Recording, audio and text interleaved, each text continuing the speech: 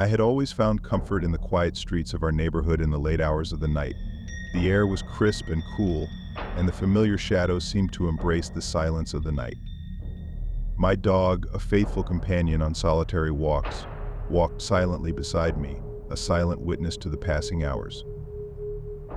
On this evening, the silence seemed more unusual than usual. It was an anxious silence, a tension in the air that made my back itch.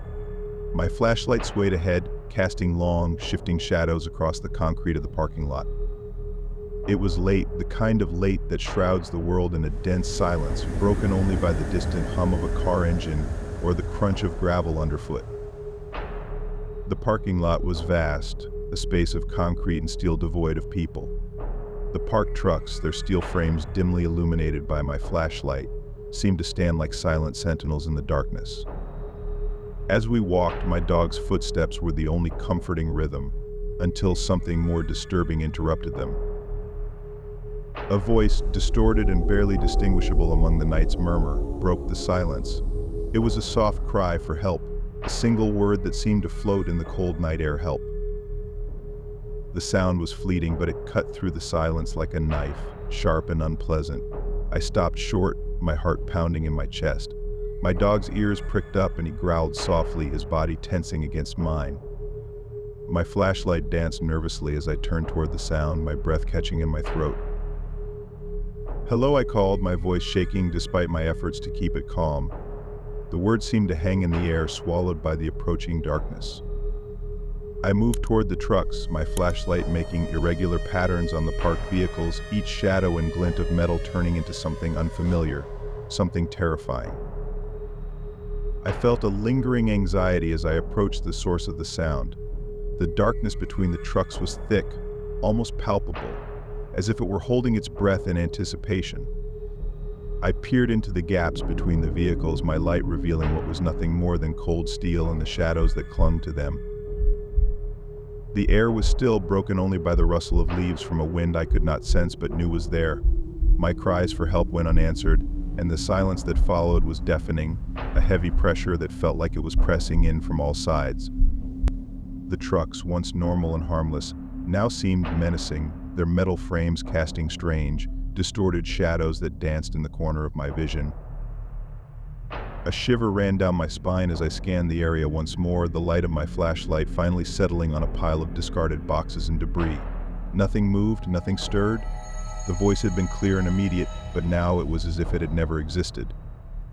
The emptiness of the parking lot seemed deeper, more terrifying in its silence. My dog whined softly, and I could feel his anxiety mirroring mine. I took a deep breath, trying to steady myself, and turned to leave. The feeling of being watched, as if invisible eyes were following my every move, was overwhelming.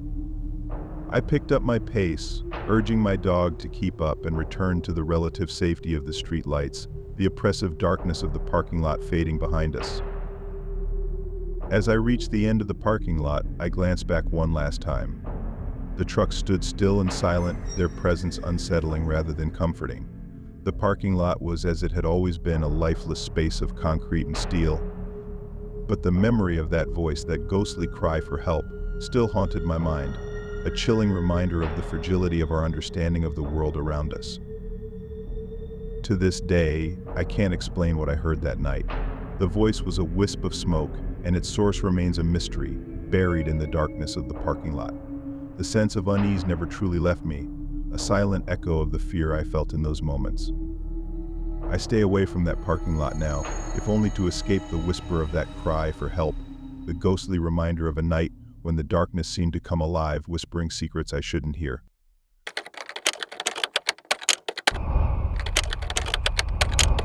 I always found peace in the quiet of my home, isolated from the noise of the outside world. But that evening, the silence was anything but peaceful. I had been alone all day, except for calls from distant friends, each conversation a disconnect from my present reality.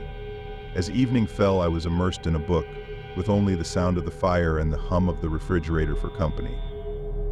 Then suddenly I heard a sound, a strange melody, eerie, both creepy and enchanting.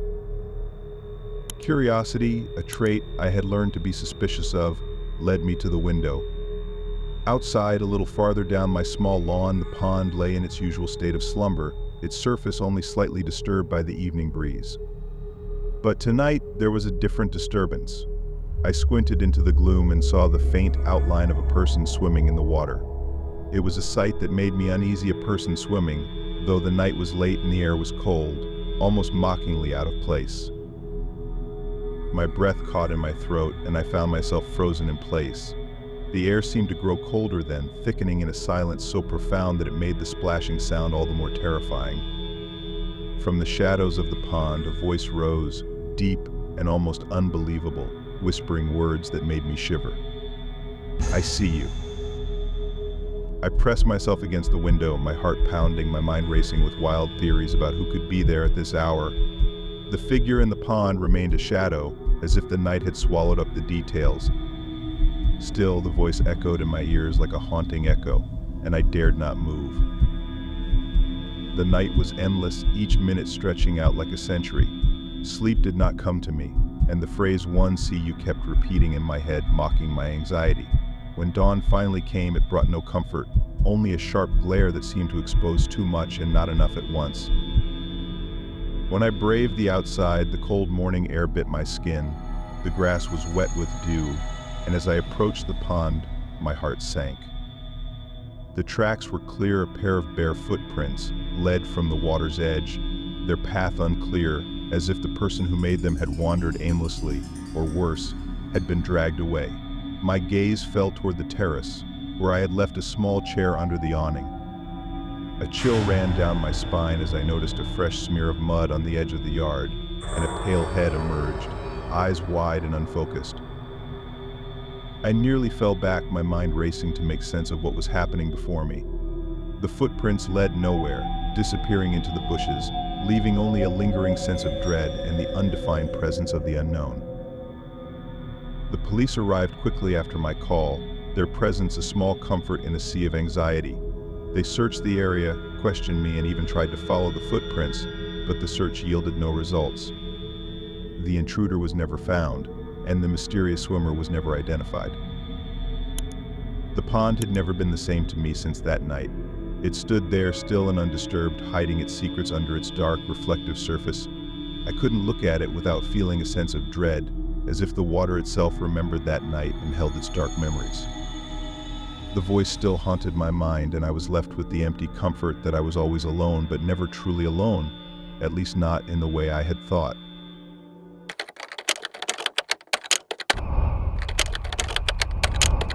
Berlin in autumn has a heavy silence, as if the city were holding its breath.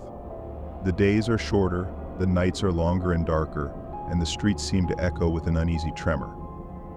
It was during one of those afternoon hours, when shadows cling to the edges of the river like ghosts, that I stumbled upon a sight I wish I had never seen. I was wandering along the riverbank, seeking solace from the oppressive noise of city life. The darkness was thick, almost palpable, and the only light came from distant street lamps. The river, also shrouded in a gloomy mist, was disturbed only by the occasional ripple or drifting leaf. The world seemed muffled, as if wrapped in a heavy blanket, muffling the sounds.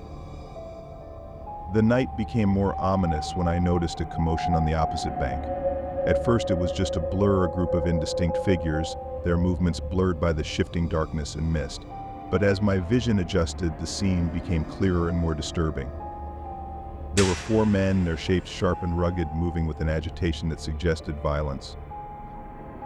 They were engaged in a transaction that seemed familiar. Drugs, I thought, recognizing the subtle language of criminal exchange. Their voices, though obscured by the distance, carried a menacing tone that made me shiver. The thrust of the discussion was underscored by rough gestures and occasional sharp noises that echoed across the water. My presence, unknown to them, had not gone unnoticed. One of the men turned abruptly, his gaze piercing the darkness with uncomfortable precision. It was as if his gaze not only saw but saw, piercing the night to rest on me.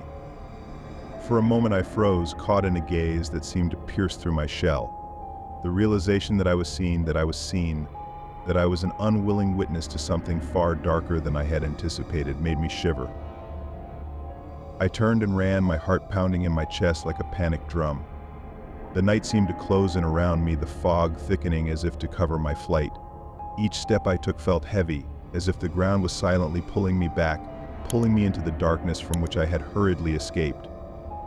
The sounds of the river and the distant murmur of the city were swallowed by the approaching darkness, leaving only the sound of my heartbeat and the rapid breathing that escaped my lips.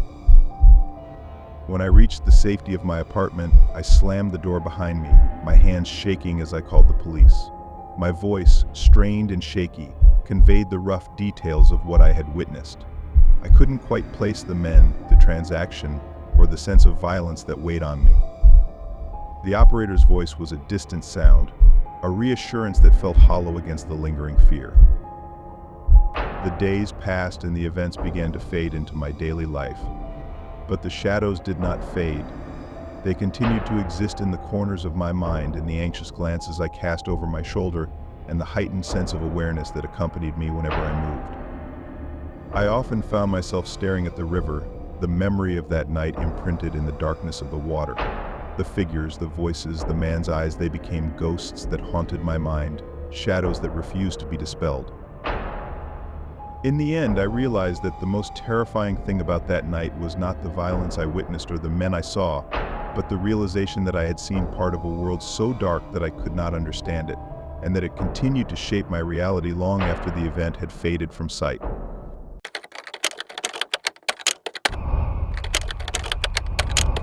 When I think back to my childhood, it's impossible not to think of the nightlight, the small, pale blue nightlight that I've always felt was an essential part of my peace. But it's a memory that I can't shake off. My nightlight, just a small lamp with a simple on-off switch, started acting strangely when I was 7. At first I thought I was imagining it. The colors on the light seemed to change from blue to purple, then to a dim red that I couldn't explain. The change wasn't rhythmic or regular, but rather an inexplicable oscillation, as if the light was trying to say something I didn't understand. I remember nights when I was little, clutching my blanket and staring at the nightlight, trying to find comfort in its fragile glow. Every time the colors changed, a slight but indescribable thrill crept into my mind. I often wondered if I had seen something flashing through the light, a shadow, or if the light itself was no longer what it used to be. Then one night, a strange sound broke the silence of the room. I heard a soft rustling from the closet, a sound as if someone was moving gently inside. I couldn't bring myself to open the closet door, and as the sound became more and more intense, I could only cower in the corner of my bed, staring at my nightlight, which no longer seemed to bring comfort. The next morning, sunlight streamed into the room, but it did nothing to dispel my fear.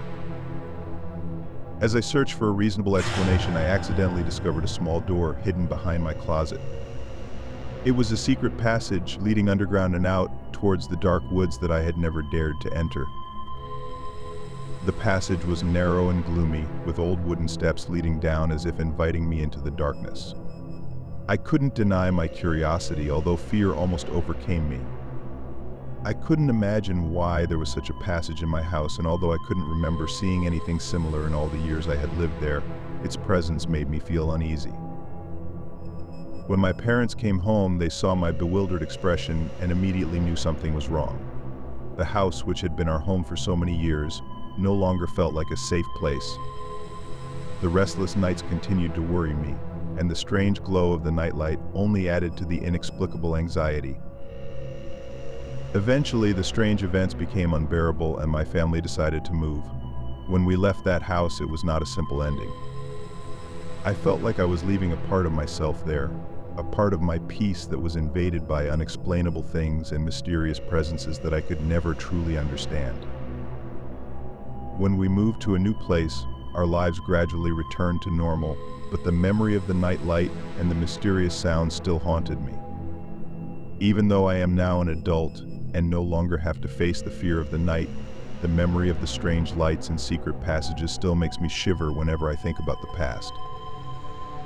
Sometimes on quiet nights, I still can't help but wonder if those strange things were just the product of a frightened child's imagination, or if there really is something out there still lurking in the darkness, waiting to tell its unfinished story.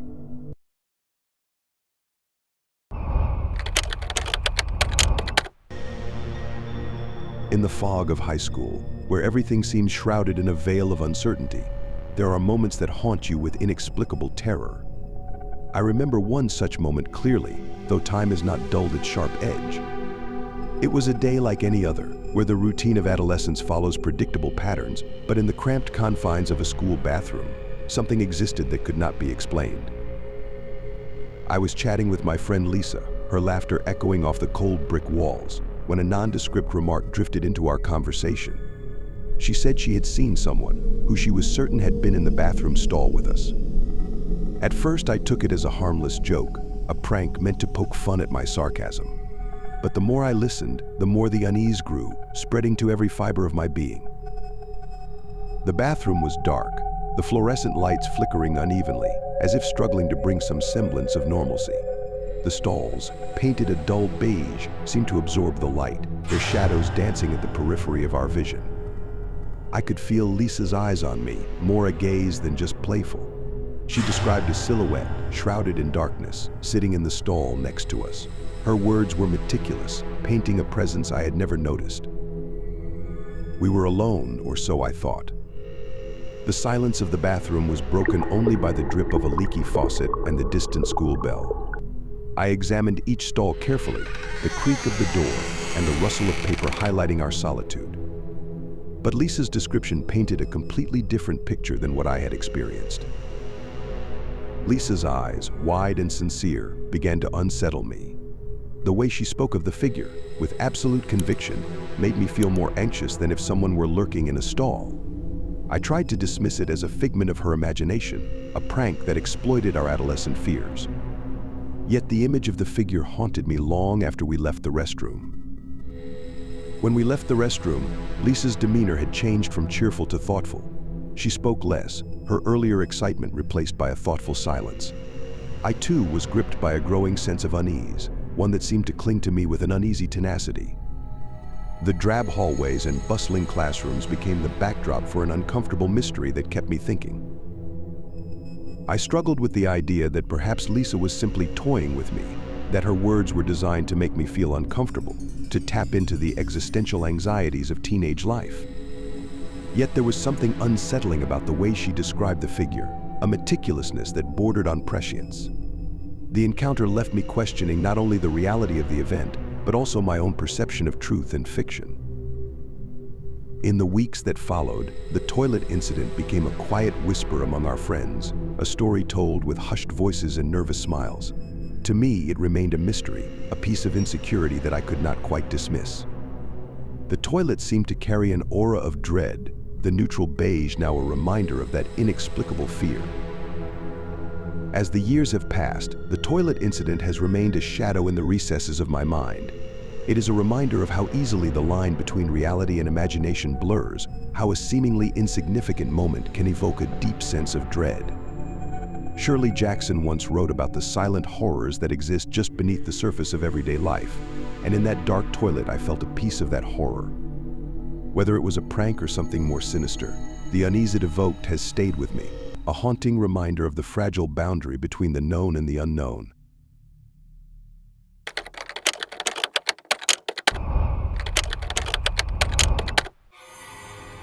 I remember it as clearly as if it were yesterday, the constant tapping on the door, a rhythm so insistent it seemed to echo throughout the house.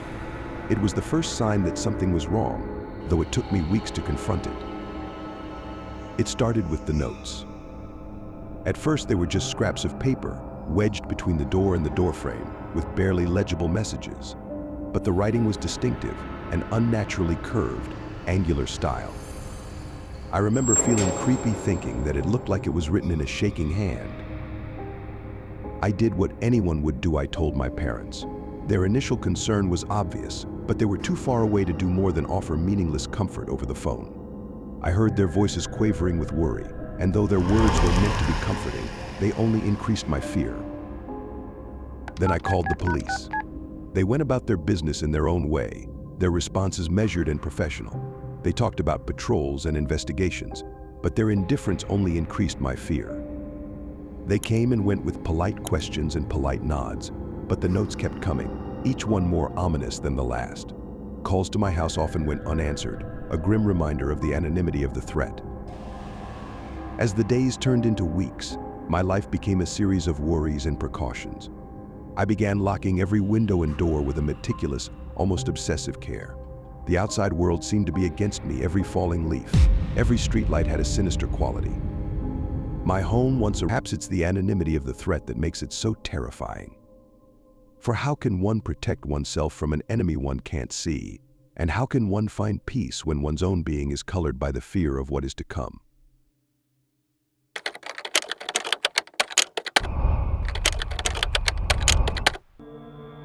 On a chilly fall evening, I first noticed the black van. The neighborhood was bathed in twilight, blending into the paleness of the shadows, but this vehicle and unusual presence on our otherwise boring street caught my attention. The van had no distinctive markings, only its shiny black paint catching the light of the setting sun.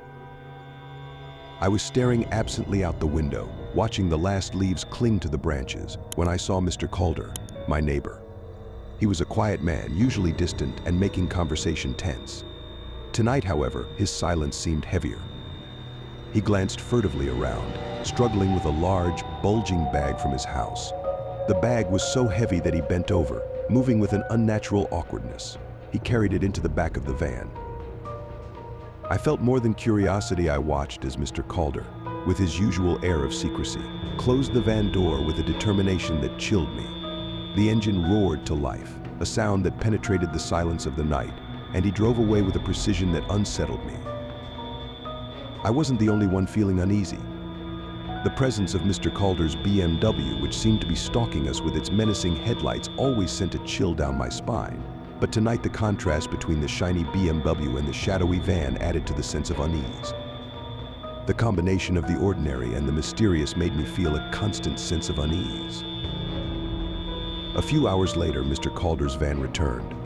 It was parked at a deserted gas station on the outskirts of town, a place that had seen its glory days and was now a memory of a bygone era. The sight of the gas station, with its cracked pavement and rusty pumps, combined with the darkness of the night, made me feel extremely anxious. The van's headlights cut through the darkness like a knife, and I could see Mr. Calder, hidden in the shadow of the dirty gas station windows, moving with the same haste as before. My heart pounded as I imagined the secrets that could be hidden in that heavy bag. What was so important, so secret, that it had to be carried out in the dark of night in such a scary place? The thought tormented me, but I stood still, unable to muster the courage to follow him. The night had enveloped me, shrouding my curiosity in a fog of fear. I could feel the cold fingers of doubt tightening around my neck, making it hard to breathe. The gas station, for all its desolation, seemed alive in its own way. The shadows stretched and curled, turning the familiar into something terrifying. I couldn't shake the feeling that I was witnessing something profound, something that should have been hidden. And then, fear turned me into a passive witness to the scene. I returned home, the walls of which now seemed to close in around me with a heavy feeling. The image of the black van and Mr. Calder's strange behavior haunted me. I couldn't shake the image of him, moving with his mysterious burden, gliding into the night like a ghost. It was as if he had taken a part of me, leaving me in a state of unease that could not be easily dispelled. I tried to dismiss the events of that evening as figments of my overactive imagination. But as I lay in bed, the image of the van's dark windows and Mr. Calder's footsteps kept appearing in my mind, growing more terrifying with each passing minute.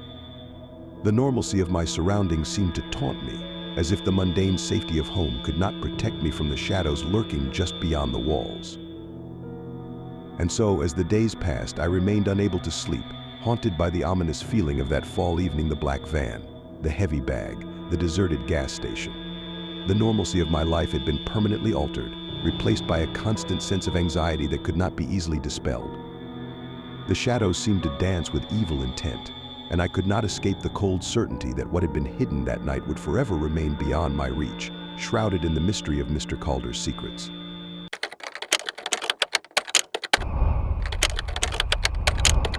I was hired for the night shift, a task that seemed simple enough.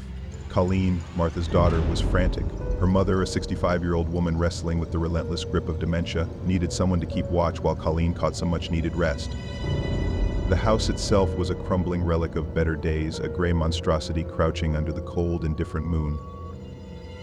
Martha's behavior that night was anything but ordinary. At first it was the small things, a jarring yell that sliced through the silence, the inexplicable sound of the oven door being slammed shut over and over again, its metal clanging like the arrival of some malevolent force. I found her standing in the darkened kitchen, her frail body silhouetted against the dim light, her face obscured by the shadows. It was unsettling, but nothing prepared me for the true horror that awaited.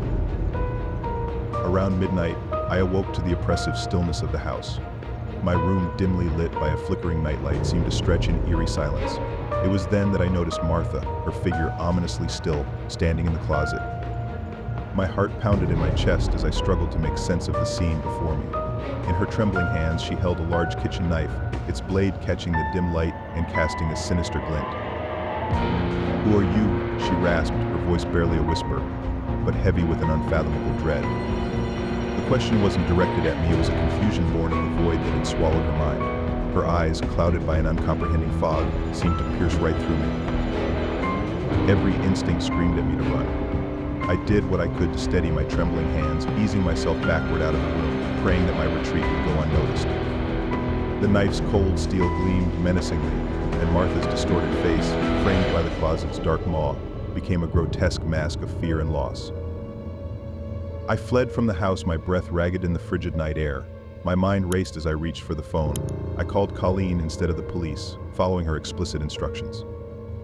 When she arrived, she was skeptical, brushing off my frantic account as just another night of her mother's erratic behavior. That was until she saw the knife, still slick with a shimmer of moonlight. The finality of the scene, a kitchen knife left like a grim trophy, settled like a stone in my stomach. I never returned to that house. The night had been a ghastly encounter with the fragility of the human mind, and Martha's last stand in that closet had etched itself into my memory with an indelible mark. The house loomed in my dreams, a dark silhouette against a backdrop of relentless, haunted shadows.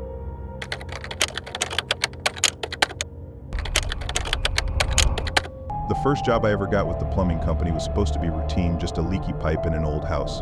But nothing about that place was routine. The house was a relic from a forgotten era, sagging under the weight of its own decay.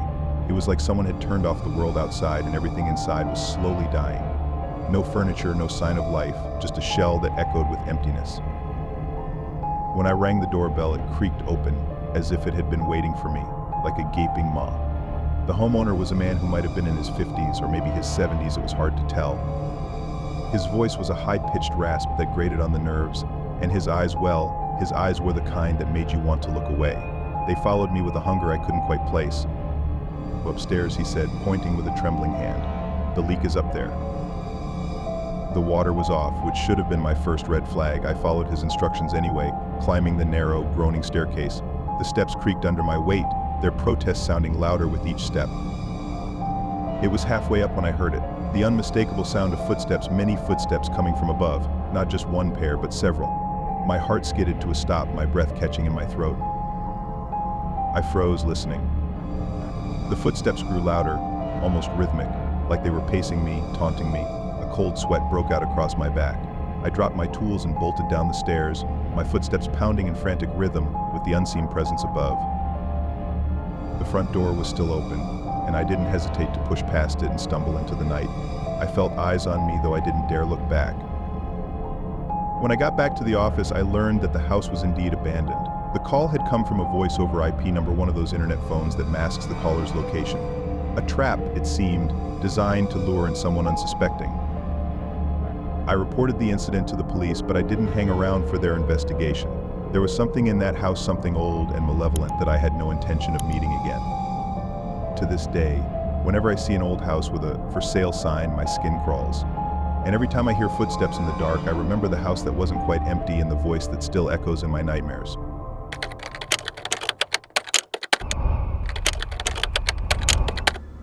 I was working the late shift at Domino's, scraping together every dollar I could to cover my college books and supplies. It was a job that had me on the road a lot, which wasn't the worst thing. I got to listen to the radio, zone out, and dream about the day I'd finally be free of the grind. That was until that first night, the one I can't shake from my memory. The house we were sent to was one of those places that made you feel uneasy just by looking at it. The kind of place where even the moon seemed to avoid avoid casting its light. It was remote, so far out that the road twisted like a snake in the dark. The paint was peeling off the walls like dead skin, and the windows were either cracked or covered by rotting boards. I was with Tom, our manager, a guy who looked like he had seen his share of nightmares, and Sarah, another trainee, who was already on edge. We pulled up, the gravel crunching beneath the tires, and I could tell Sarah was practically vibrating with anxiety. When the door finally creaked open, it was like a scene from a horror film. The man who greeted us was old, his skin sagging like the overcooked spaghetti my mom used to make. He moved slowly, painfully, as if each step was a struggle against an invisible weight. He gave us this weak smile that sent chills down my spine. "Sorry for the delay," he rasped. "I've been having a hard time moving around." We handed him the pizzas and tried to ignore the sinking feeling in our guts. It only got worse when we heard footsteps, multiple sets coming from upstairs and below, as if a whole parade of people were marching around the house. I exchanged a worried glance with Tom and Sarah, our unease growing like a heavy fog. Tom decided to investigate, his curiosity outweighing his common sense. I followed, a lump forming in my throat. We crept through the house, the floorboards groaning under our weight. The place seemed utterly deserted, except for a few tattered blankets scattered around. It was when Tom pushed open a door to the basement that we found them. The basement was dimly lit by a small campfire, casting flickering shadows on the walls. A group of men were huddled around it, their faces illuminated by the fire's eerie glow. In the center of their circle was a baby deer, its eyes wide and terrified. The men were laughing, their voices low and unsettling, each laugh blending into a chorus of something primal and wrong. The way they looked at the deer wasn't amusement. It was something darker, something I couldn't quite name but felt deep in my bones. Tom's face went pale, and he didn't need to say a word. We bolted for the door, our steps a frantic clamor against the floor. The drive back was silent, each of us lost in our own spiral of fear and confusion.